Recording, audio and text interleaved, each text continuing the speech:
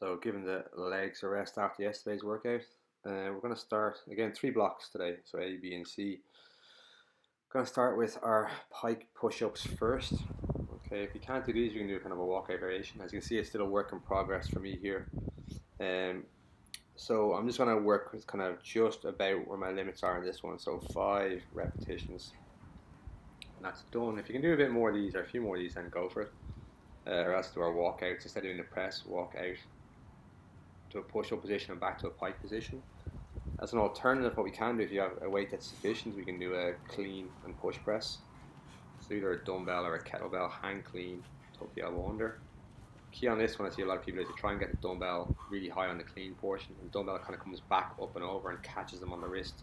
So I'm actually trying to get my elbow under the dumbbell fast. So that's kind of a way of minimizing any impact on the forearm. So 5 each side on these. Again, depending on what weight you have. When that's done, we're going to do our rolling tricep push-up next. So we built up to 6 repetitions the last week or so. If you can add in an extra rep maybe today, then go for it. Again, I'm really trying to work on posture and technique here. I want to keep my hips low as I roll back onto my forearms. So when this one is done, then we're going to finish with just a little bit of core work. And the core piece coming up is going to be a V sit-out maybe. I don't know the actual official name for these. I think it's a V sit-out. I'm going to go for 12 here. Again, what I'm trying to do is kind of on the way down is keep my tummy tucked in. So my lower back kind of comes in contact with the floor one vertebrae at a time.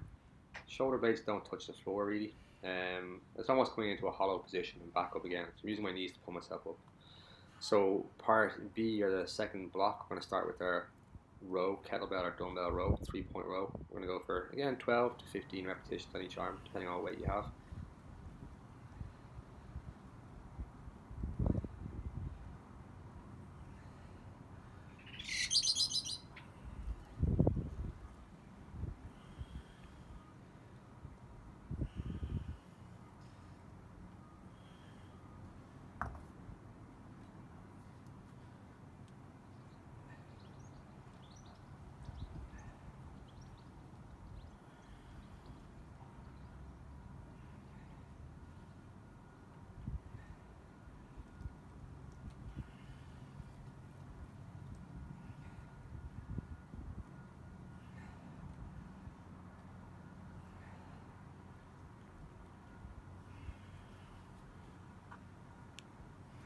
So when I have the 12 to 15 rows in each arm, what we're going to go into next is just some scap, upper back work, I guess.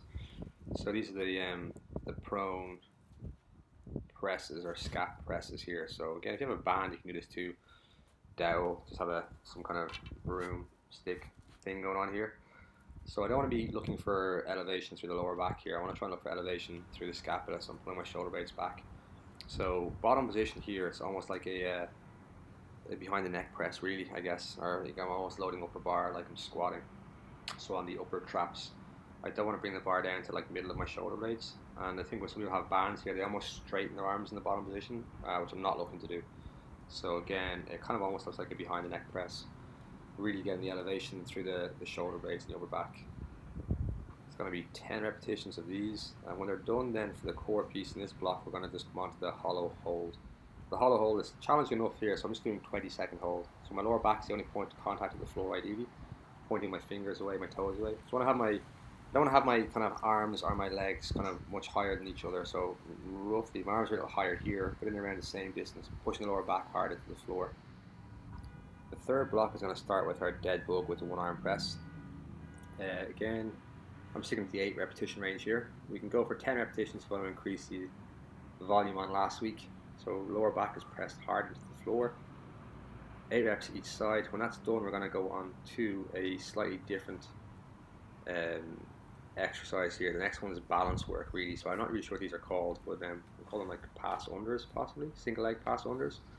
So I've just taken off my unders because there's a lot of roll in my ankles here. See, there's still a bit going on. What I'm trying to do is pass the kettlebell or the dumbbell or whatever weight we have under the leg from one side to the other, trying to remain stable throughout here. So I'm going to go for 5. This leg lifted, and then I'm going to switch legs. I'm going to do 5 on the opposite side. So you can see very much a work in progress here. I'm balancing on the leg now which I haven't had surgery on, and funnily enough, my balance was probably better on the other leg, probably from overcompensation from all the years of rehab work.